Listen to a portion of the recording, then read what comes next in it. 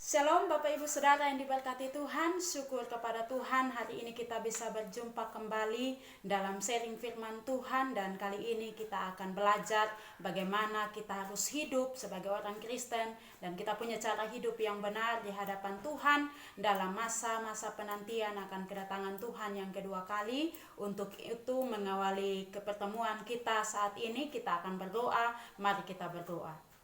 Bapa di surga, di dalam nama Tuhan Yesus, kami bersyukur untuk saat ini kami bisa bertemu kembali dan kami belajar firman Tuhan. Mari Tuhan tolong kami sehingga apa yang kami pelajari dapat kami lakukan dalam kehidupan kami, dan kami jadi berkat bagi sesama kami untuk kemuliaan Tuhan. Di dalam nama Tuhan Yesus kami berdoa. Amin. Baik Bapak Ibu Saudara yang dikasihi Tuhan, pembacaan firman Tuhan hari ini saya ambil dari 1 Tesalonika pasal 5 ayat yang ke-16 hingga ayat 18. Demikian firman Tuhan. Bersukacitalah senantiasa, tetaplah berdoa, mengucap syukurlah dalam segala hal, sebab itulah yang dikehendaki Allah di dalam Kristus Yesus bagi kamu. Baik Bapak Ibu Saudara yang dikasih oleh Tuhan, surat Tesalonika ini adalah surat yang ditulis oleh Rasul Paulus kepada jemaat-jemaat di Tesalonika, di mana jemaat ini merupakan jemaat yang baru bertumbuh di hadapan Tuhan, baru bertumbuh karena pelayanan oleh para rasul itu Saudara, dan mereka ini kebanyakan berasal dari bangsa-bangsa kafir, sehingga Rasul Paulus sangat penting bagi dia untuk memberikan surat dengan berisi nasihat-nasihat bagaimana di dalam masa-masa penantian ini mereka harus hidup benar di hadapan Tuhan.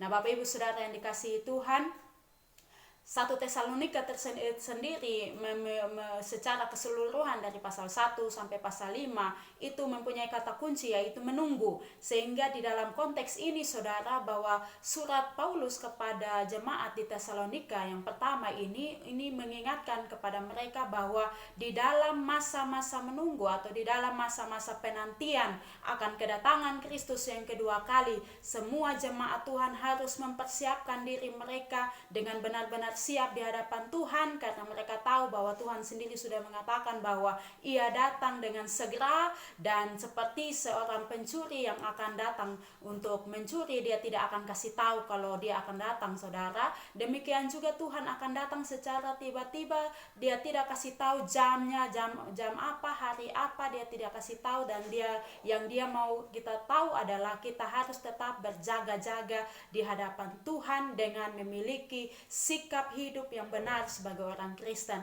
Kita tahu bahwa Tuhan sudah menyelamatkan kehidupan kita yang dulunya budak dosa, sekarang sudah dimerdekakan dari dosa karena Tuhan, dan saat ini Ia bangkit, Dia sudah naik ke surga, Dia akan datang kembali. Kita sebagai ucapan terima kasih kita, respon kita atas keselamatan yang Tuhan kasih, maka sebagai orang Kristen kita wajib hidup dengan benar di hadapan Tuhan. Oleh karena itu pada saat ini kita akan bahas sama-sama bagaimana cara hidup kita orang Kristen yang mau benar-benar hidup sungguh-sungguh meneladani sikap daripada Kristus itu. Bapak Ibu Saudara yang dikasih oleh Tuhan, pada bagian di dalam 1 Tesalonika ini kita akan bahas khusus bagian yang di pasal yang ke-5 ayat yang ke-16 sampai dengan ayat yang ke-18. Namun kita perhatikan di ayat-ayat sebelumnya bahwa Rasul Paulus memberikan nasihat-nasihat penting kepada orang-orang Kristen bagaimana mereka harus hidup.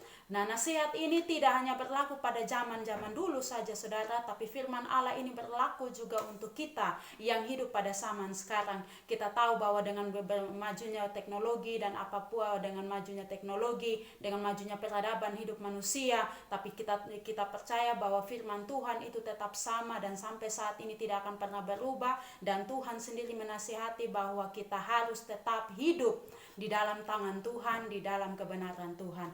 Mari kita lihat bahwa di sini Rasul Paulus memperingatkan, menasihati orang-orang di Tesalonika bagaimana mereka harus hidup di hadapan Tuhan. Mereka itu Saudara, kalau kita perhatikan dari ayat 12 hingga ayat yang ke-15, itu ada beberapa hal penting dari nasihat Paulus yang harus dilakukan oleh orang-orang yang hidup, orang-orang Tesalonika, jemaat-jemaat di Tesalonika saat itu. Mereka harus menghormati pemimpin rohani mereka. Mereka harus untuk hidup menghormati saudara-saudara mereka. Dengan berani mereka bisa menegur saudara-saudara seiman yang hidup tidak tertib. Mereka harus hidup di dalam damai sejahtera. Mereka harus bisa membela orang yang lemah, menghibur orang yang tawar hati, saudara. Mereka tidak boleh untuk hidup membalas kejahatan dengan jahat, tapi mereka harus mengusahakan hidup yang baik bagi setiap orang, bagi sesama mereka. Nah, Bapak Ibu Saudara yang dikasih oleh Tuhan, kenapa sampai Rasul Paulus perlu untuk menasihatkan seperti ini? Karena mereka adalah orang-orang yang baru bertumbuh, saudara. Kita tahu bahwa kalau orang baru bertumbuh, saudara, mudah sekali untuk dipengaruhi dengan berbagai ajaran, dengan berbagai nasihat yang melenceng dari Tuhan. Sehingga Rasul Paulus sangat penting dia menasihati bangsa-bangsa, saudara, sangat penting bagi Rasul Paulus untuk menasihati setiap jemaat yang ada di Tesalonika ini. Bapak Ibu Saudara yang dikasih oleh Tuhan, nasihat yang sama ini juga berlaku untuk kita, di mana kita harus menghormati pemimpin-pemimpin rohani kita. Kita harus berani menasehati orang-orang atau sesama kita yang hidupnya tidak tertib, saudara. Kita harus juga harus bisa hidup di dalam damai sejahtera dengan orang lain. Kita harus bisa menghibur mereka yang tawar hati. Kita harus membela orang yang lemah, saudara. Kita harus bisa sabar terhadap semua orang.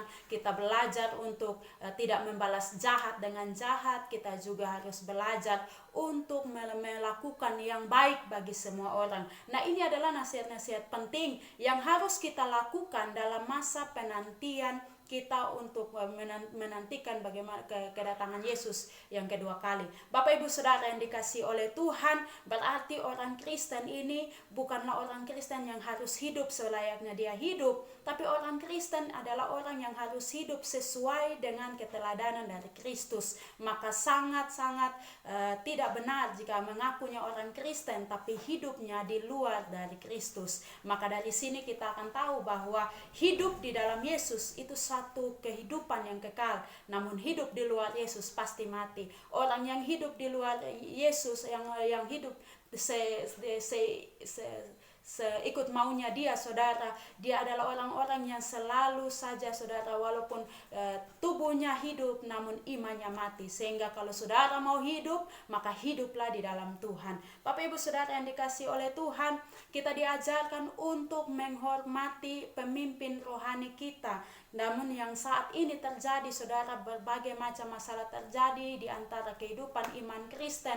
Orang-orang Kristen banyak sekali yang tidak menghormati pemimpin rohani mereka. Ada banyak anak-anak muda, ada banyak orang-orang yang baru saja bertobat, baru saja melayani Tuhan, namun karena saat dia baru melangkah, dia melayani Tuhan, dan Tuhan kasih dia pelayanan-pelayanan yang luar biasa, lebih dari mungkin dari orang-orang lain, saudara, sehingga ia menganggap bahwa dia sudah lebih hebat dari orang yang pernah membimbing dia. Kita tahu bahwa kita harus tahu diri dari mana kita berasal, di mana kita bertumbuh. Maka orang yang pernah untuk membina kita wajib untuk menghargai. Namun kenyataannya ada orang-orang Kristen yang tidak bisa menghormati, menghargai pemimpin rohani mereka. Saya tidak mengajarkan saudara untuk setiap kali ketemu bapak rohani, mama rohani, atau saudara-saudara seiman yang bimbing saudara, setiap kali saudara ketemu itu saudara harus siap hormat begini, tidak.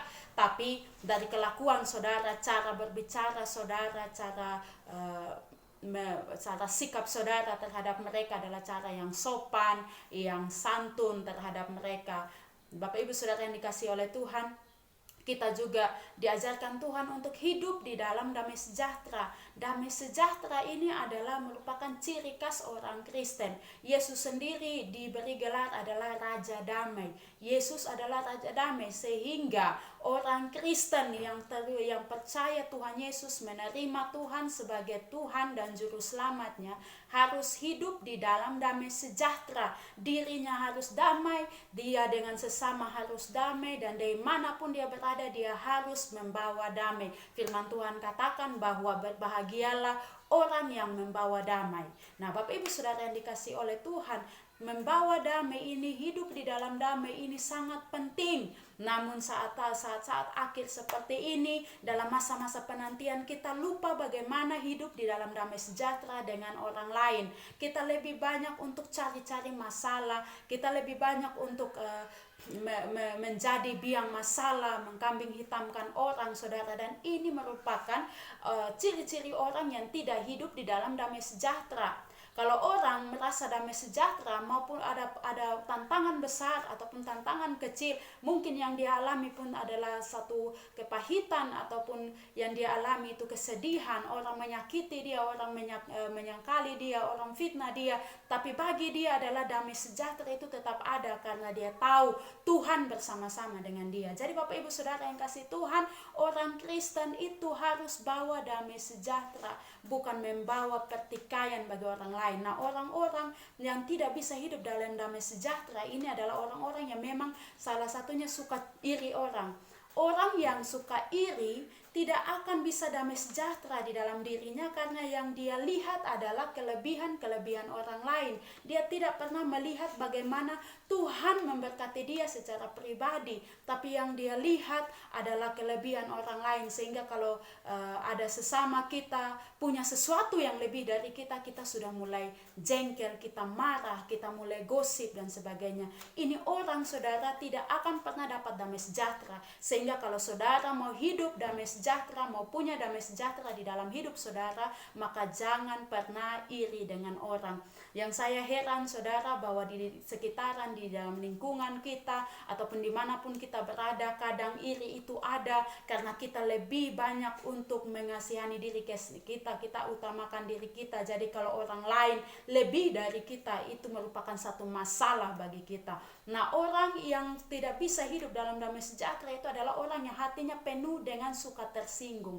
Jadi suka tersinggung ini, saudara, ini merupakan satu tabiat yang tidak baik, saudara. Sehingga apapun yang dia alami di luar dia itu sangat berpengaruh dengan sikap hatinya. Jadi kalau di luar dia, keadaan di luar dia menyenangkan ataupun tidak menyenangkan, bagi dia semuanya adalah salah, saudara. Sehingga kalau orang tertawa di depan dia akan berpikir bahwa kayaknya mereka omong saya. Kalau orang sedang bisik-bisik di tempat lain, tapi pas dia lewat, dia bilang ini kayaknya mereka gosip bunyi saya, dan seterusnya. Padahal belum tentu apa yang dibicarakan orang itu mengenai saudara. Belum tentu apa yang digunjingkan orang itu adalah gunjingan saudara. Belum tentu apa yang mereka lakukan itu menyangkut dengan saudara. Tapi memang kalau pada dasarnya kita punya sifat suka tersinggung, maka apapun yang dilakukan orang itu terhadap dilakukan orang lain, bagi kita itu selalu salah, dan kita akan berpikir kayaknya dia omong beta nih, kayaknya dia sindir beta nih, kayaknya dia punya status tuh itu omong beta tuh, kayaknya yang dia tulis di WA tuh itu kayaknya beta tuh. Mulai sudah. Dan orang yang suka tersinggung biasanya suka cari kawan curhat. Jadi dari sifat yang ini, saudara, dia akan bisa berpengaruh membawa orang untuk masuk dan ikut dia punya kebiasaan. Jadi orang suka tersinggung misalnya lihat story seseorang, story WA seorang, atau status Facebook seseorang, terus dia mulai screenshot dan seterusnya, dia bahas dengan kawan-kawannya, lihat ini kayaknya dia ada omong beta. Baik kalau teman saudara itu dia cinta Tuhan dan dia bilang, dia kasih kalimat positif, nasihat positif, dia bilang tidak, pasti dia sudah omong ini lu. Tapi kalau misalnya memang teman saudara ini sudah tidak hidup lagi dengan Tuhan, pasti dia akan tambah kompor, saudara. Sehingga dia bilang, iya kayaknya dia omong ini, mari sudah ketompi balasan dia, atau sudah tulis balaslah dia di story itu, atau balas dia di status Facebook toh, kalau mau siapa mau kenapa sapa, atau siapa mau help, dan seterusnya. Bapak Ibu Saudara yang dikasihi Tuhan, saudara-saudara sekalian, kalau mau untuk hidup dalam damai sejahtera, jangan pernah tersinggung. Jangan pernah tersinggung, jangan pernah iri orang. Karena kita orang Kristen ini selalu harus punya pikiran yang hanya utamakan bagaimana yang baik untuk orang lain. Bagaimana di dalam setiap kehidupan kita punya program, punya sifat, punya kemauan yang kalau hari ini saya hidup, saya harus memuliakan Tuhan. Jangan punya prinsip hari ini saya hidup, saya mau makan apa, besok saya mau makan siapa. Ini salah, saudara. Sehingga banyak orang sering sekali suka menjatuhkan, bahkan dalam hubungan pertemanan pun, walaupun mereka dua dekat sebagai sahabat, suka ganti-ganti pakaian, nebeng-nebeng baju dan sebagainya, tapi kalau salah sedikit, satu dengan satu mulai sindir satu. Nah, ini salah, saudara. Orang Kristen yang dewasa tidak akan pernah berlaku demikian. Nah, Bapak Ibu Saudara yang dikasih oleh Tuhan, jadi sangat penting bagi kita orang-orang Kristen untuk hidup dalam damai sejahtera, karena damai sejahtera itu merupakan merupakan ciri khas dari kehidupan kita sebagai orang Kristen. Nah, kita juga diajarkan untuk selalu menegur saudara-saudara seiman yang hidupnya tidak tertib. Tidak tertib ini apa, saudara? Ada hal yang sangat penting bagi kita, bahwa waktu itu tidak akan kembali. Kesempatan itu juga tidak akan kembali, saudara. Apalagi perkataan tidak akan kembali. Nah, kita wajib menegur. Ada orang, saudara, ada anak-anak Tuhan, saudara, ada anak-anak muda, entah itu anak dia masih muda, ada remaja, ada bahkan ada orang-orang dewasa yang secara pelayanan mereka sudah melakukan pelayanan besar, ada khotbah di sini, ada WL di sini, bawa acara di sana, di sini dan seterusnya. Dari segi pelayanan ini memang mereka punya jangkauan luas, saudara. Tapi dari segi kalimat mengeluarkan kata-kata ini kadang tidak bisa untuk menertibkan disiplin kata-katanya, saudara. Jadi dia kadang karena saking dia sudah hebat, dia tidak bisa bedakan mana bicara dengan kawan dan bicara dengan orang tua. Nah, ini kita harus bedakan, saudara. Sekalipun saya masih muda dan punya pelayanan misalnya besar, saudara, saya harus bisa menempatkan diri dan mengatur tata bahasa saya, sehingga ketika saya bicara dengan orang dewasa, saya harus sampaikan itu dengan sopan, dengan santun, saudara. Karena sekalipun mungkin orang dewasa, orang yang saya bicarakan dengan dia, saudara, itu orang yang biasa-biasa saja dalam pelayanan pun, tapi dari segi usia saya harus bisa menghormati orang lain. Nah, Bapak Ibu Saudara yang dikasihi Tuhan, kadang ada anak-anak tertentu, ada anak muda, ada pelayan-pelayan Tuhan yang omong ini asal nama bunyi saja. Orang Kupang biasa bilang asbun. Ada istilah lain yang lebih keren lagi, dikatakan angin tok. Jadi omongnya hanya angin saja.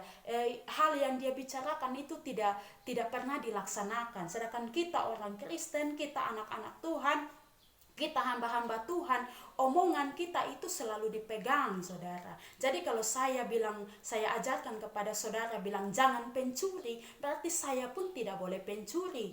Karena saya tidak pencuri, saya ajak saudara jangan pencuri karena itu dosa. Tapi yang naasnya kata-kata kita yang tidak kita pegang ketika saya bilang jangan pencuri, tapi saya sendiri pencuri. Jadi kata-kata sebagai seorang anak Tuhan itu selalu dipegang, saudara. Sehingga ketika kita mau berbicara sesuatu, pikir-pikir dahulu. Kadang ada anak-anak Tuhan, anak hamba-hamba Tuhan yang sering sekali kasih keluar bodok satu nih di tengah-tengah forum, dia kadang bilang kalau mau kenapa sapa dan seterusnya dengan berbagai macam. Kadang katong kalau punya titel yang tinggi S1, S2, S3, S1, S-teler dan seterusnya, ini katong susah dia bisa menghargai orang-orang yang mungkin dia hanya tamat SD, SMP, SMA, diam-diam subeta bisa omong dan seterusnya. Tidak bisa, saudara. Saya juga sebagai seorang istri, saya harus mengatur kata-kata yang sopan dengan suami. Jangan karena suami saya misalnya dia tidak lebih bicara dengan saya, dia lebih bisa bicara dibandingkan saya, terus saya bilang papa diam biar mama yang omong dan seterusnya. Tidak bisa, saudara. Tapi di dalam setiap perkataan kita harus menertibkan, saudara. Kita harus tertib dalam bicara. Kita juga harus tertib waktu. Makanya ini sangat penting bagi Rasul Paulus menasihati mereka bahwa tegurlah sesama yang hidupnya tidak tertib. Salah satunya adalah apa? Tidak tertib waktu. Waktu ini tidak bisa kita ulang kembali, saudara. 1 detik yang berlalu setelah saya bicara tidak bisa saya ulangi, saudara. Sehingga apapun itu kita harus manfaatkan dengan baik. Bagaimana, saudara, kalau ibadahnya jam ibadah di gereja jam 7 pagi, kita harus datang jam 7 pagi baru kita bangun, baru kita siap. Bahkan ada anak-anak Tuhan yang kadang bikin menjengkelkan saya, saudara, ketika ibadahnya jam 5 terus ada yang masih WA, kakak ada orang kok, ini hal yang menyebalkan, saudara. Ini tidak tertib. Kalau ibadah jam 5, datang dari rumah itu, kalau rumah jauh 1 jam sebelumnya datang sudah. Berarti kalau misalnya jam 7 rumah saya di Naioni, saudara, saya harus bergereja di Naikolan, saudara. Karena ibadah jam 7 saya harus bangun di jam 4 atau jam setengah 5 supaya saya tidak terlambat. Tapi kalau saya bangun jam 6 otomatis saya terlambat, saudara. Maka kita harus menghargai waktu. Dan disinilah Rasul Paulus menekankan bahwa kita harus bisa menegur saudara-saudara seiman yang hidupnya tidak tertib, termasuk tidak tertib waktu. Bagaimana kita menunda-nunda jam ibadah, ini tidak tertib, saudara. Ibadah jam 8 tapi karena saudara masih ada halangan terus orang mesti tunggu saudara. Tidak demikian, saudara. Jangan bikin diri sama kayak orang yang terlalu penting sehingga kalau saudara terlambat pun ibadah itu harus digeser. Ada saudara mau ada atau tidak ada pun ibadah tetap berjalan. Orang yang mau tertib dan disiplin dalam waktu tidak perlu untuk mau berkompromi dengan orang, apalagi orang yang sudah sering terlambat dan suka-sukanya terlambat. Apalagi kalau ini dialami dan ini merupakan kebiasaan anak-anak Tuhan yang melayani Tuhan dan punya mental suka terlambat. Mulai saat ini belajar bertobat, karena waktu yang kita punya ini tidak bisa kita ulangi kembali dan waktu itu sangat berharga. Bapak Ibu Saudara yang dikasihi oleh Tuhan, kesempatan orang yang tidak tertib di dalam hidup ini selalu saja buang-buang kesempatan karena malas. Jadi orang malas itu selalu buang kesempatan. Saat mau buat sesuatu dia bilang, ana belum siap. Tapi kalau kawan punya berhasil dia bilang, sebenarnya beta supikir itu. Tapi karena memang dan alasan terlalu banyak. Ketika orang melakukan sesuatu project dan project itu berhasil, dia akan katakan, padahal memang orang malas model kayak begini, dia akan bilang, sebenarnya besok rancangan itu beta suduluan pikir itu dari 1 tahun lalu, 2 tahun lalu, hanya memang karena masalahnya ini sone ada itu, sone ada ini, sone ada itu. Orang malas itu cenderung bikin alasan. Orang malas cenderung bikin alasan. Tapi kalau orang mental mau sukses, saudara, apapun tantangan ataupun ready or not, dia akan tetap untuk siap. Keadaan mau mendukung ataupun tidak, kalau dia sudah ambil keputusan itu jalani, saudara. Karena kesempatan itu sangat mahal. Saudara mau buang-buang dengan faktor kemalasan. Dan ini anak-anak muda, anak hamba Tuhan yang kadang kita tidak bisa maju karena kita bukan karena masalah tidak ada dukungan dari orang lain ataupun bukan karena Tuhan tidak mau, saudara, tapi karena memang kitanya yang malas. Ya, dari sini saudara, dalam masa-masa menunggu, mulailah untuk hidup tertib di hadapan Tuhan. Orang Kristen itu harus tertib. Orang Kristen itu harus disiplin beribadah, disiplin dalam kata-kata, disiplin berpakaian, saudara. Masakan seorang hamba Tuhan, saudara, baru berpakaiannya tidak baik, saudara. Di gereja tutup semua badan, tapi kalau di tempat lain buka semua badan yang seharusnya tidak boleh dilihat. Maka akan ada kesesuaian antara perbuatan kita dengan apa yang kita katakan, dan kita harus konsisten dengan apa yang sudah kita sepakati dengan Tuhan. Nah, Bapak Ibu Saudara yang dikasihi oleh Tuhan, nasihat berikut yang Rasul Paulus nasihati bukan hanya kepada jemaat di Tesalonika, tapi untuk kita semua adalah selalu menghibur mereka yang tawar hati. Menghibur mereka yang tawar hati, bukan pitambah beban, kasih orang yang tawar hati, saudara. Orang lagi bingung, ini hidup nih kemana. Yang kita buat adalah pergi dan kasih solusi baik-baik.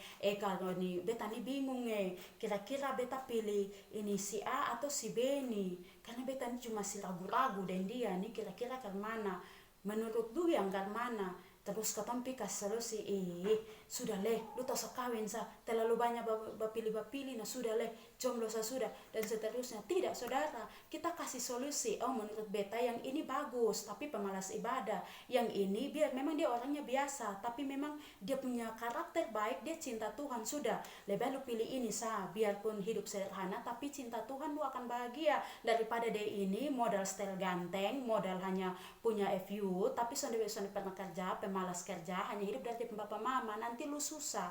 Nah, kita kasih solusi saudara, bukan pergi bikin tambah orang khawatir, ataupun kita pergi dan tidak doakan dia, kita tidak kasih solusi yang baik, kita pergi kompor-kompor tambah saudara, bikin beban bagi orang yang tawar hati.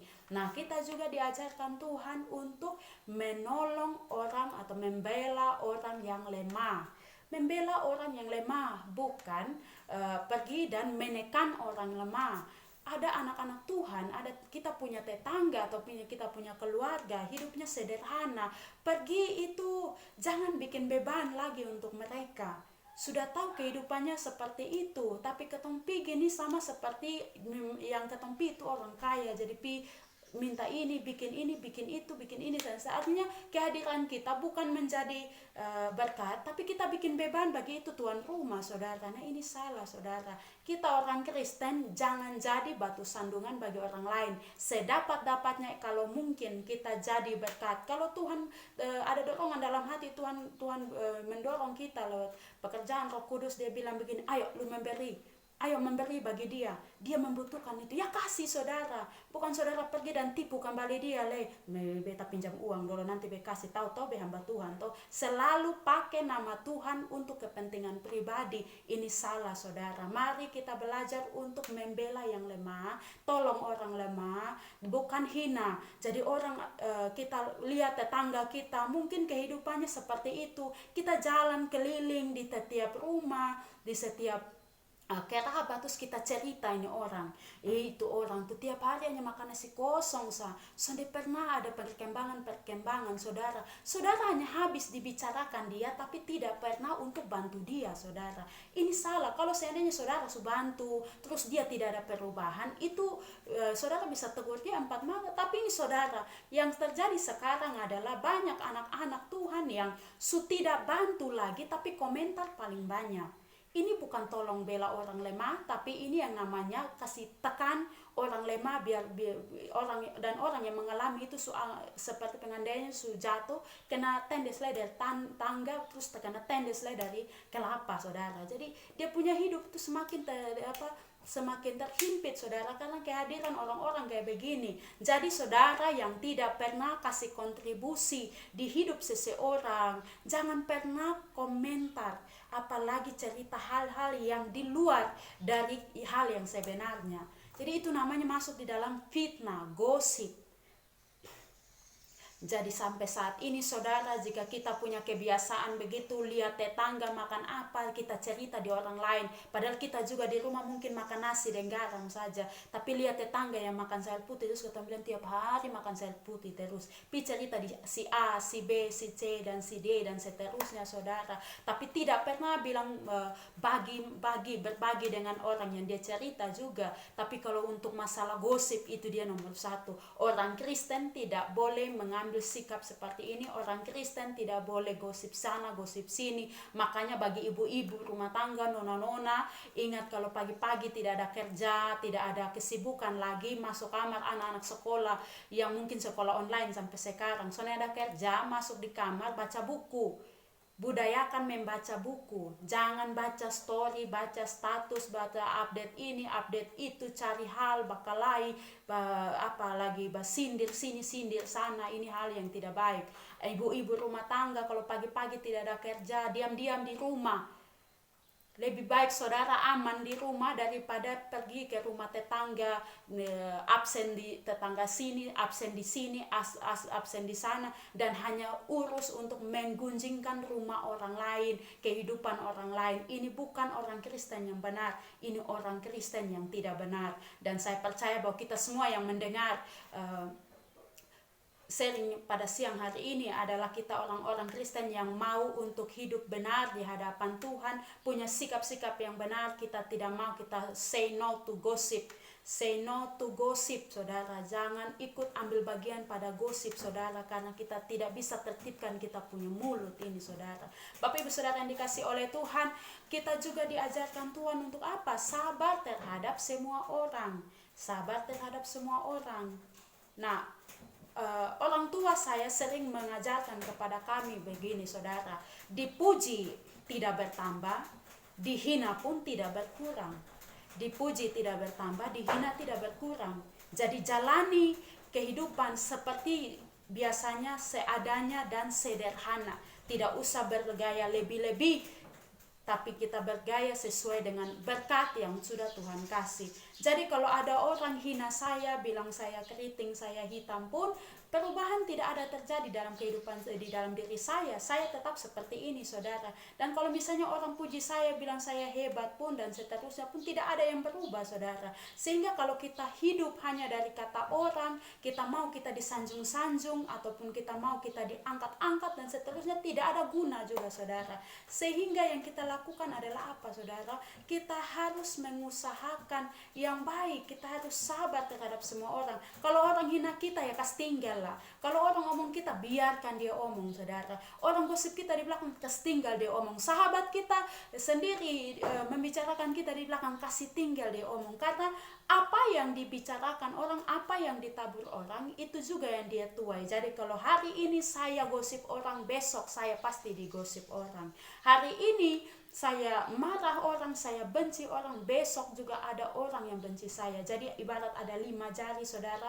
Tangan saya ini saya tunjuk ke saudara, maka ini 4 jari ada di saya, saudara. Jadi saya secara tidak langsung saya menghakimi orang lain, saya merendahkan orang lain, tapi saya tidak sadar bahwa ada banyak orang-orang di sekeliling saya yang memang tidak suka juga dengan keberadaan saya. Maka memang Tuhan itu adil, saudara.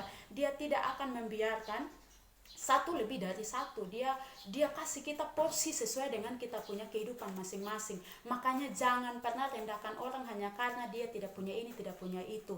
Kalaupun saudara dihina, saudara digosipkan, atau saudara difitnah, belajar untuk sabar. Memang susah, dan ada yang bilang, kakak terlalu susah sabar nih, terlalu begini dan seterusnya. Tapi saya percaya kalau kita hidup di dalam Tuhan, sungguh-sungguh dengan Tuhan, kita akan belajar sabar itu seperti apa, saudara. Dan sabar ini hanya bisa didapat di dalam Tuhan. Orang yang benar-benar hidup dalam Tuhan pasti akan sabar. Tapi kalau orang yang hidupnya setengah-setengah dengan Tuhan, dia bilang, kakak omong gampang, beta yang jalani. Iya, karena setiap orang punya relasi dengan Tuhan itu beda-beda. Bagi saya, saudara, saya akan belajar untuk terus sabar di hadapan Tuhan, walaupun kondisi itu menyakitkan, saudara. Bapak Ibu Saudara yang dikasihi Tuhan, kita juga diajarkan untuk jangan balas jahat dengan jahat. Usahakan balas jahat itu dengan kebaikan. Itu orang Kristen. Jadi kalau dulu ada istilah bilang mata ganti mata, gigi ganti gigi, sekarang tidak ada begitu lagi, saudara. Sekarang walaupun orang menyakiti kita pun jangan pernah balas dia.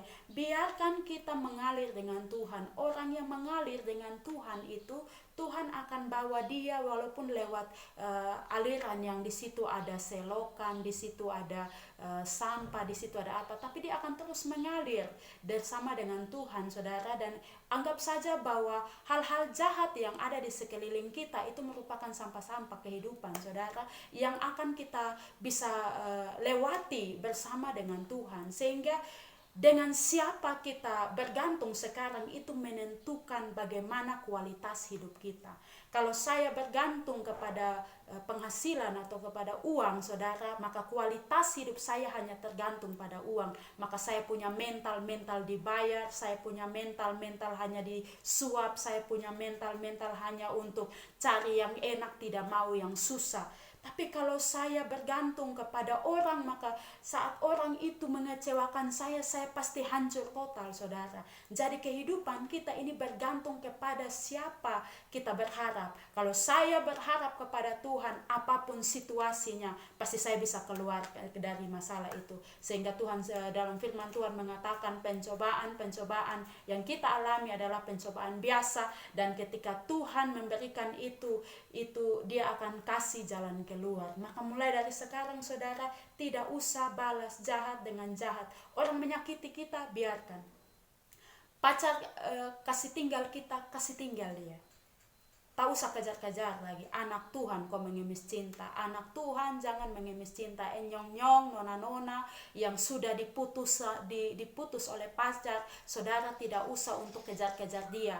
Karena Tuhan sudah tahu kalau orang yang tinggalkan saudara, saudara sayang dia, saudara doakan dia, tapi dianya tinggalkan saudara, berarti dia tidak cocok dengan saudara. Saya pernah mengalami hal demikian, saudara. Sampai saya bertemu dengan suami saya yang sekarang itu penuh perjuangan. Dan dari sini saya belajar bahwa orang-orang terdahulu itu merupakan orang-orang yang sepintas hanya lewat di dalam kehidupan kita. Nah, jadi anak-anak muda jangan patah semangat dan tidak mau melayani Tuhan lagi hanya karena Anda putus cinta. Tapi lewat Anda putus cinta, Anda terus semangat melayani Tuhan, maka percaya segala sesuatu ditambahkan kepadamu, termasuk jodoh. Jadi ingat itu baik-baik. Nah, Bapak Ibu Saudara yang dikasih oleh Tuhan, nah kadang ada anak-anak Tuhan yang memang mengalami hal-hal yang menyakitkan hati, tapi kita harus ingat bahwa kita tidak boleh balas jahat dengan jahat. Biarkan dia terus dalam perbuatan jahatnya, kita tetap berjalan dengan Tuhan. Satu saat orang yang jahat itu akan dihakimi sendiri oleh Allah, akan mengalami kejahatan, menuai dari hasil kejahatannya, tapi kita akan tetap menuai ke sukacita dan sejahtera di dalam Tuhan. Nah, Bapak Ibu Saudara yang dikasih oleh Tuhan, dari segala hal yang sudah kita bahas, apa yang harus kita buat dalam masa-masa penantian kita akan Tuhan Yesus? Kita harus berterima kasih, mengucap syukur kepada Tuhan atas keselamatan yang Tuhan kasih dengan hidup benar di hadapan Tuhan. Nah, bagaimana cara orang Kristen untuk hidup benar di hadapan Tuhan? Mari kita lihat pada bagian ini, saudara, 1 Tesalonika pasal yang kelima ayat 16, saya bacakan untuk kita semua. Bersukacitalah senantiasa, tetaplah berdoa, mengucap syukur dalam segala hal, sebab itulah yang dikehendaki Allah di dalam Kristus Yesus bagi kamu. Jadi orang Kristen yang hidup benar di hadapan Tuhan, yang pertama yang harus dia buat adalah menjadikan Kristus dasar hidup. Menjadikan Kristus dasar hidup. Seperti yang sudah saya sampaikan tadi, bahwa Yesus itu Raja Damai. Sehingga kalau saudara mau hidup damai, hiduplah di dalam Tuhan. Yesus itu Allah yang penuh kasih. Maka ketika saudara mau mengasihi orang lain, maka hiduplah di dalam Yesus. Yesus itu Allah yang penuh melimpah dengan berbagai macam kuasa. Dan sehingga kalau saudara ingin mengalami perubahan hebat di hadapan Tuhan, di depan manusia, saudara harus hidup di dalam Yesus. Jadi satu-satunya kunci di dalam kehidupan saudara agar saudara mau berhasil, saudara mau damai sejahtera, saudara mau diberkati, saudara mau mengalami pemulihan dalam hidup, kuncinya cuma satu, saudara. Yesus menjadi dasar hidup saudara. Nah, Bapak Ibu Saudara yang dikasih oleh Tuhan, Yesus jadi dasar hidup kita, saya dan juga saudara. Firman Tuhan katakan di dalam 1 Petrus pasal yang Ibrani pasal 2 ayat yang ke-9, bahwa kita ini sudah diselamatkan Tuhan. Dia sudah panggil kita, saudara. Dia sudah panggil, dia sudah benarkan kita. Kita harus tetap hidup di dalam dia, saudara. 1 Korintus pasal yang ke-5 ayat yang ke-17, saudara, dikatakan bahwa di dalam Kristus kita adalah ciptaan baru. Yang lama itu sudah berlalu, yang baru sudah datang. Jadi kalau kita hidup di dalam Kristus, jadikan Yesus sebagai dasar hidup, maka di dalam kehidupan kekristenan kita akan mengalami ciptaan baru. Kita akan menjadi orang yang selalu baru di hadapan Tuhan. Kita tidak bisa menjamin bahwa hari ini saya tidak bisa bikin dosa, saudara. Karena sekalipun sekecil apapun saya sudah terikat dengan dosa dan pasti punya peluang untuk bikin dosa. Maka terus kita harus minta pimpinan Tuhan agar Tuhan baharui hati kita. Dan ini hanya bisa didapat kalau kita menjadikan Kristus dasar hidup, saudara. Nah, Bapak Ibu Saudara yang dikasih oleh Tuhan, hidup tanpa Tuhan Yesus itu seperti mayat hidup yang lagi jalan-jalan. Hidup tanpa Tuhan itu seperti mayat hidup. Pribadinya hidup tapi imannya mati. Sehingga orang yang hidup tanpa Yesus itu cenderung untuk melakukan segala sesuatu sesuai dengan maunya sendiri. Ikut maunya sendiri, yang penting dia senang, yang penting dia nyaman, yang penting dia menang, yang penting dia sukses, yang penting uang banyak. Bekas tinggal orang lain mau susah karena dia, biarkan orang lain itu menangis karena dia, biarkan orang lain mau jadi apapun karena orang lain itu, yang penting dia, saudara. Karena apa? Secara jasmani dia hidup, matanya terbuka, mulutnya berkata-kata, tapi mata rohaninya, imannya itu mati, saudara. Jadi kalau orang yang mau betul-betul hidup di hadapan Tuhan, jasmaninya hidup, imannya juga hidup, hiduplah di dalam Tuhan. Sehingga ada perbedaan orang yang hidup dengan Tuhan dan orang yang hidup tidak dengan Tuhan. Itu beda. Saya lupa ayatnya di mana, tapi ada perbedaan orang yang beribadah dan orang yang tidak beribadah kepada Tuhan. Di mana posisi kita saat ini? Apakah kita masih menjadi mayat hidup yang jalan-jalan tanpa pengenalan yang benar akan Tuhan, atau memang benar-benar kita sudah hidup dan Kristus yang hidup itu menghidupkan kita di dalam kebenarannya, Bapak? Nah, Bapak Ibu Saudara yang dikasih oleh Tuhan, itu hal yang pertama. Jadi kalau saudara kita ingin untuk hidup, memiliki kehidupan Kristen yang benar di hadapan Tuhan, maka pertama yang harus kita lakukan adalah menjadikan Kristus dasar hidup. Jadikan Kristus dasar hidup. Yesus jadi dasar dalam rumah tangga kita aman, saudara. Yesus jadi dasar di dalam pelayanan kita, maka dalam pelayanan kita akan berhasil, dan di dalam setiap pelayanan itu kita akan tahu diri bahwa Yesusku luar biasa, biar Tuhan semakin bertambah, saya semakin berkurang. Orang yang menjadikan Kristus sebagai dasar hidupnya, saudara, dia tidak akan pernah mundur sekalipun tantangan itu besar, saudara. Karena dia tahu siapa yang dia percaya, dan yang dia percayai itu akan bawa dia menuju kemenangan demi kemenangan, yaitu Yesus sendiri. Saya sudah mengalami, saudara, di dalam kehidupan kita semua, kita harus belajar bagaimana hidup di dalam Tuhan. Haleluya, saudara. Selanjutnya, saudara, untuk sebagai orang Kristen yang punya hidup kekristenan yang benar di hadapan Tuhan, dalam masa-masa kita menanti, saya dan saudara ini sedang menanti, kita tidak tahu jam berapa Tuhan datang, kita tidak tahu hari apa Tuhan datang. Makanya kalau ada anak hamba-hamba Tuhan palsu yang mengatakan Tuhan datang hari ini, jam ini, di sini, dan seterusnya, itu penyesatan. Karena kita tidak tahu kapan waktunya, jam berapa. Tapi ada orang-orang tertentu yang berani kasih tahu ini jam begini di sini, nanti Tuhan datang. Tidak seperti itu. Kedatangan Tuhan itu kita tidak tahu. Tanda-tandanya dia kasih tahu ke kita supaya kita jaga-jaga. Sehingga mari, saudara, kita sedang mempersiapkan diri untuk saat Tuhan datang, kita tidak kaget lagi. Saat Tuhan datang, bilang, ibe belum siap Tuhan, ini be belum beres, beta punya ini belum beres, beta kelakuan belum beres. Tidak lagi, saudara. Tapi kita tahu saat Tuhan datang, kita sudah jaga-jaga, saudara. Jadi kita tidak perlu untuk sibuk ini, sibuk itu lagi, karena kita tahu kita sudah mempersiapkan diri sebelumnya. Nah, apa yang harus kita persiapkan sebagai wujud terima kasih kepada Tuhan ini, saudara?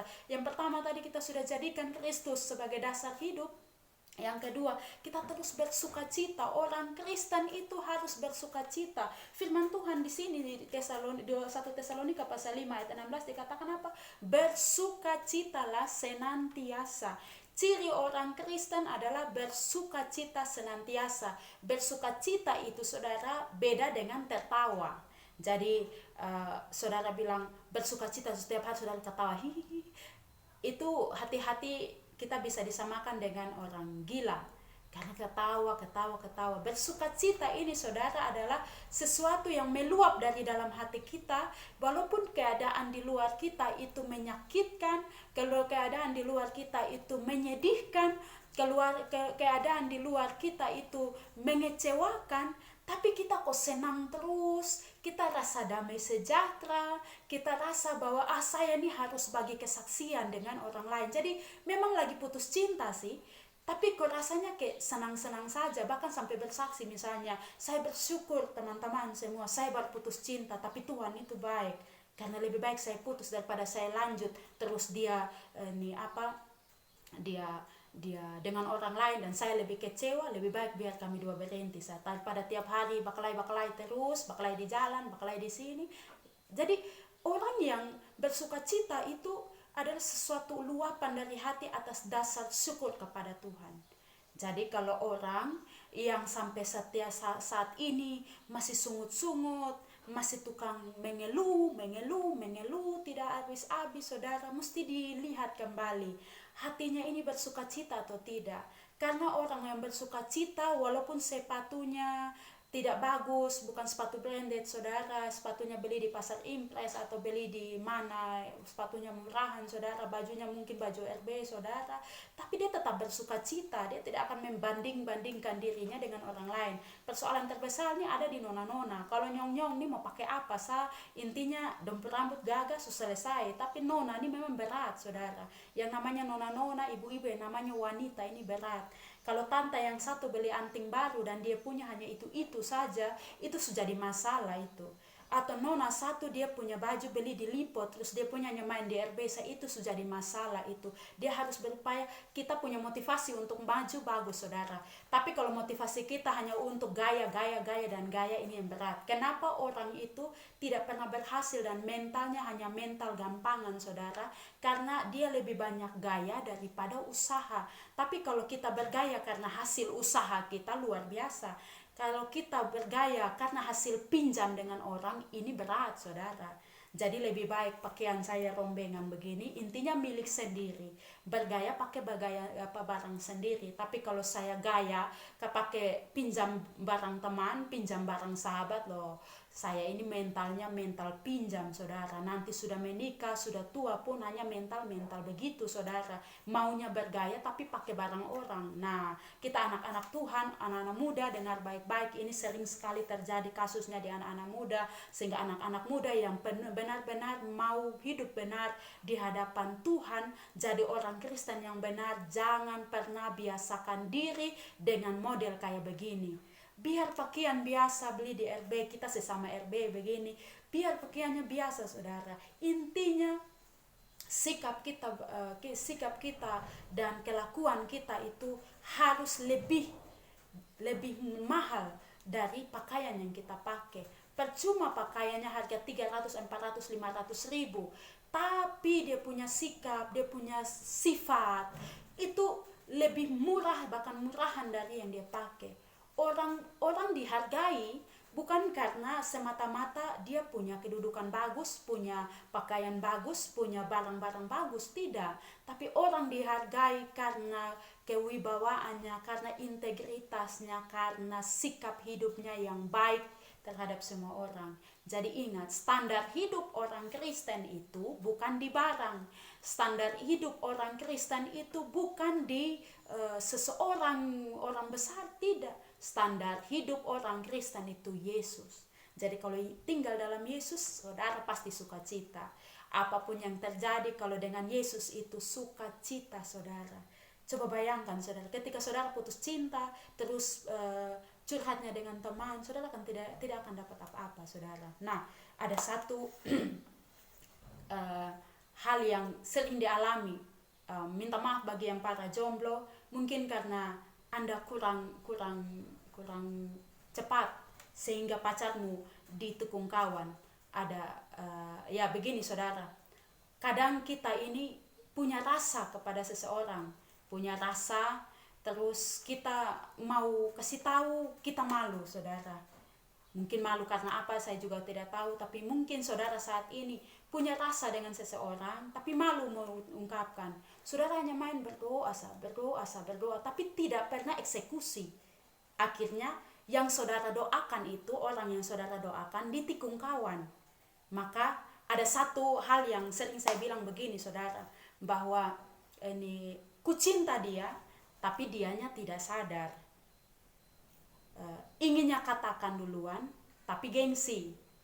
Lagi saking berharap-harapnya kepada dia, ternyata dia ditikung kawan. Nah, jadi saudara, teman-teman, anak-anak muda, dengar baik-baik.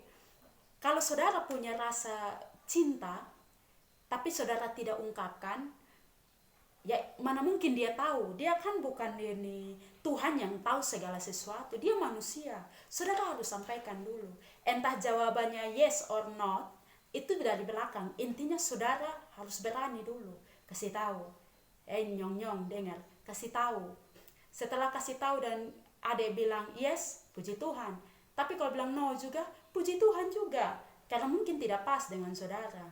Nah, anehnya gara-gara yang begini, sudah sayang, sudah cinta, tapi tidak pernah kasih tahu, makanya pacarmu gebetanmu ditikung kawan. Sehingga ada satu slogan yang saya baca di kendaraan di Autotrek, saudara, saat saya pulang kerja. Di situ dia katakan kolot, kol lambat orang tikung, Jadi yang cinta dengan orang berdoa, setelah itu kasih tahu, Nona, beta sayang Nona terima atau sonde. Nona bilang tidak kakak. Oke lah, sudah, ya sudah. Demikian juga, dan dari situ kita bersuka cita. Lebih baik memulai dan gagal daripada gagal memulai. Jadi mungkin yang jomblo ini jomblonya jomblo terus karena mungkin kurang gerak cepat. Coba kalau saat ini saya motivasi saudara untuk coba, kalau saudara cinta seseorang, nyatakan kepada dia. Mungkin saudara agak kurang berani, tapi saya sarankan lebih baik nyatakan daripada dia ditikung kawan, dia ditikung sahabat, itu lebih parah lagi. Tapi kita percaya kalau anak Tuhan yang setia melayani Tuhan itu, Tuhan siapkan yang sepadan dengan dia. Jadi kalau memang saudara tembak dia tidak mau, ya sudah, kasih tinggal, biar dia ditikung orang pun tidak. Yang penting saudara jangan pacar ditikung orang dan seterusnya, pasti tinggal, sudahlah, kita terus bersuka cita. Nah, Bapak Ibu Saudara yang dikasih oleh Tuhan, selanjutnya orang Kristen yang mau hidup bersuka cita itu, dia harus kasih tinggal panas hati. Saya ingat kisah daripada Kain dan Habel, ketika mereka dua kasih persembahkan korban bakaran bagi Tuhan. Habel punya diterima Tuhan, Kain punya tidak. Terus Kain dia dalam hati, dia punya hati mulai panas, dia punya muka mulai muram, dan dari hati panas muka muram dia bunuh dia adik. Jadi karena apa? Kain kehilangan sukacita di dalam dirinya. Itu bukan karena dia benar juga, karena dia salah. Yang dia kasih kepada Tuhan itu yang tidak baik, yang sisa-sisa, yang jelek-jelek. Jadi kalau saudara mau bersuka cita dalam hal ini, saudara mau bersuka cita dalam Tuhan, kasih Tuhan itu yang terbaik. Dari segala penghasilan saudara, kasih dia yang terbaik. Dari segi tiap kehidupan saudara, kasih dia yang terbaik. Kalau kita kasih Tuhan yang terbaik, kita akan bersuka cita. Kain tidak kasih yang terbaik, dia kasih yang sisa-sisa, makanya mukanya muram, hatinya panas, terus dia bunuh dia adik. Nah, kalau kita kasih Tuhan yang sisa-sisa, kita akan selalu diliputi dan namanya masalah, kita dapat tantangan, mulut kita tidak benar lagi, sikap kita salah, sehingga hati kita main panas terus. Ketempuh hati panas tuh ketong akan cari masalah dengan orang. Ketempuh hati panas itu ketong biar istri omong betul tetap kita marah. Anak-anak mau kasih saran betul pun tetap kita akan bilang salah, karena hati kita panas, saudara. Dan kalau kita sudah panas, dosa-dosa yang lain tuh muncul. Kalau orang punya muka sumuram, dia pun hati panas, itu pasti marah-marah, maki-maki, jengkel, fitnah orang, bunuh orang, dan berbagai macam dosa. Jadi memang pusat hati ini kalau tidak bersuka cita itu mengundang berbagai macam dosa datang. Sehingga firman Tuhan katakan, berhati-hatilah, lawanmu iblis itu seperti singa yang mengaum-ngaum. Dia hendak mencari mangsa yang hendak ditelannya. Nah, ini kita tidak bisa menjamin masalah itu datang, saudara. Tapi yang kita bisa buat adalah, masalah beta bisa hadapi sama lu. Nah, ini saudara yang diberkati Tuhan, supaya bersuka cita ini kita harus tetap hidup di dalam Tuhan. Selanjutnya, orang Kristen yang mau untuk hidup benar di hadapan Tuhan dalam masa-masa menanti ini, saudara. Yang berikutnya adalah di ayat yang ke-17 dikatakan, tetaplah berdoa. Tetaplah berdoa. Orang kalau jaga-jaga itu berdoa. berdoa, bukan tidur. Ini masa-masa jaga-jaga. Saya tidak tahu, mungkin nanti Tuhan datang tiba-tiba, ini kita berdoa atau tidak. Makanya kalau ada anak Tuhan, ada orang-orang Kristen yang malas berdoa, ini mesti dipertanyakan hubungannya dengan Tuhan. Apalagi seorang pelayan yang melayani dan malas berdoa, ini lebih parah lagi. Karena doa itu adalah nafas hidup kita orang percaya.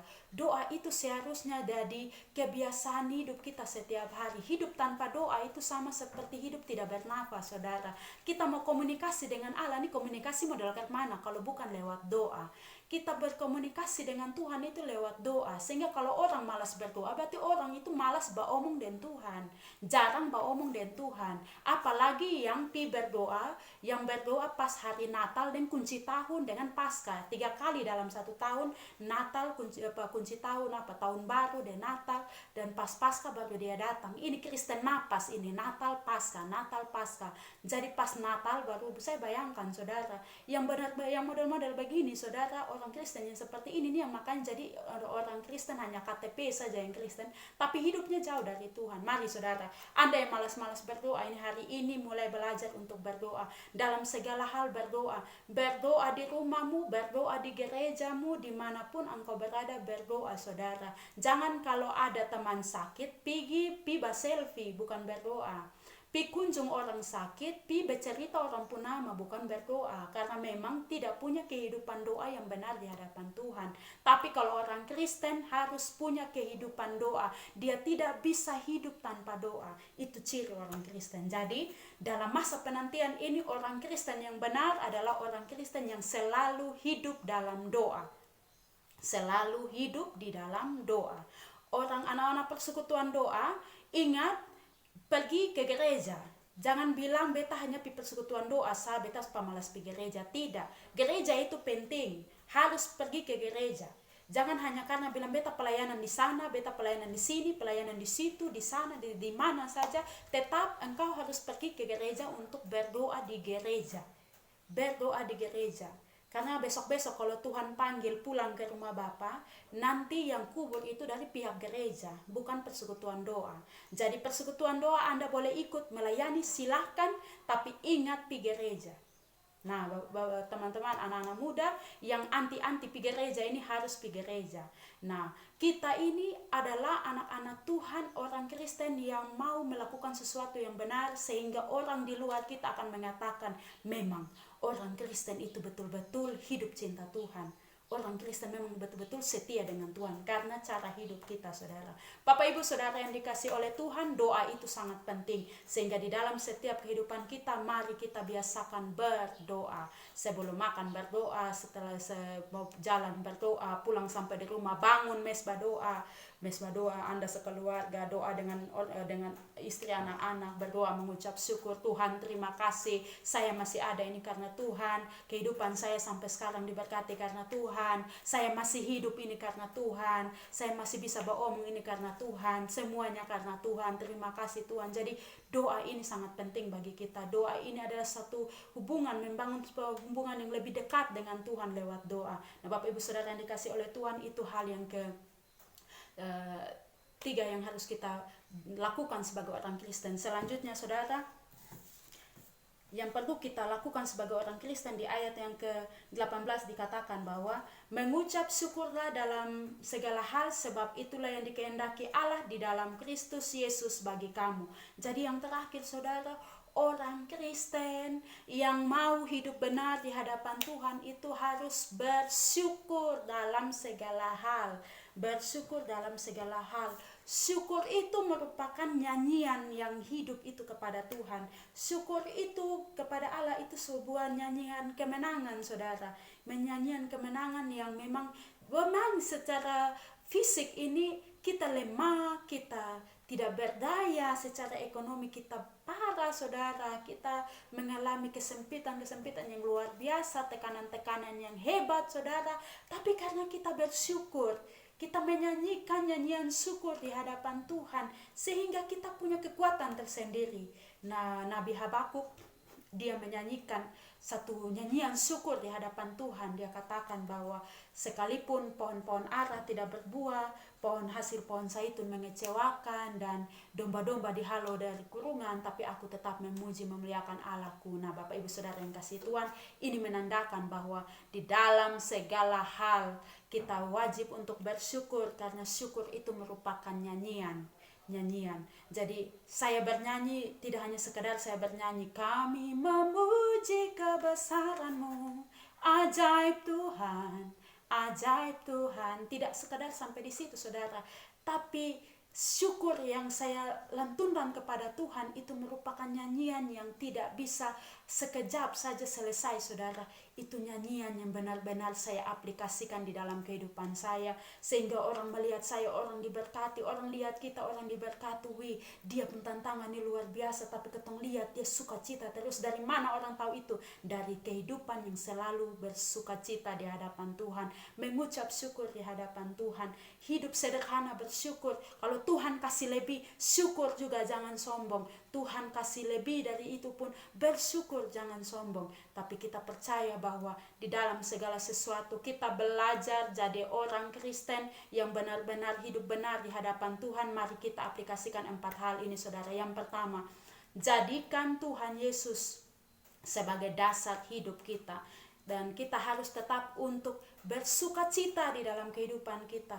Kita menjadikan doa, kita tetap berdoa, jadikan doa sebagai nafas hidup kita punya dalam hidup kita saudara. Dan yang terakhir, kita bersyukur, senantiasa menyanyikan nyanyian syukur kepada Tuhan lewat sikap hidup kita, lewat tindakan kita. Dengan demikian saudara, kita terus memuliakan Tuhan Allah yang luar biasa dalam hidup kita. Nah, apa yang harus kita lakukan sebagai ucapan syukur kita di hadapan Tuhan, yang sebagai apa yang harus kita lakukan saudara sebagai ucapan syukur kita, sebagai rasa terima kasih atas apa yang sudah Tuhan kasih? Dengan melakukan 4 hal ini saudara. Kita melakukan 4 hal ini sebagai wujud ucapan terima kasih kita. Dan ingat satu hal lagi saudara yang perlu saya tekankan kepada kita, bahwa kita anak Tuhan. Di mana kita berada, orang akan melihat citra Tuhan di dalam diri kita, karena kita ini gambar dan rupa Allah. Maka mulai dari sekarang, hiduplah di dalam kasih dengan orang lain, hiduplah di dalam damai sejahtera dengan orang lain. Jadikan Kristus sebagai dasar hidup kita, jadikan ucapan syukur itu sebagai kebiasaan hidup kita, jadikan doa sebagai nafas hidup kita saudara. Bahkan jadikan diri kita orang yang selalu bersukacita, sekalipun di dalam masalah-masalah yang besar kita belajar bersukacita, dan nama Tuhan dimuliakan lewat kehidupan kita. Baik Bapak Ibu Saudara yang dikasihi oleh Tuhan, demikian yang bisa saya bagikan untuk kita semua. Jika sampai saat ini ada Bapak Ibu Saudara yang mungkin sebagai orang Kristen masih hidup di luar Kristen, tidak berjaga-jaga sampai sekarang, mulai sekarang kembalilah kepada Tuhan. Mari miliki cara hidup yang benar dalam Tuhan, maka kita akan jadi berkat bagi sesama kita. Jangan punya mental untuk menerima berkat saja, tapi milikilah mental untuk jadi berkat, karena orang Kristen itu harus jadi berkat bagi sesama untuk kemuliaan Tuhan. Amin. Untuk firman Tuhan, mari kita berdoa. Bapa di surga, di dalam nama Tuhan Yesus kami bersyukur untuk saat ini Tuhan.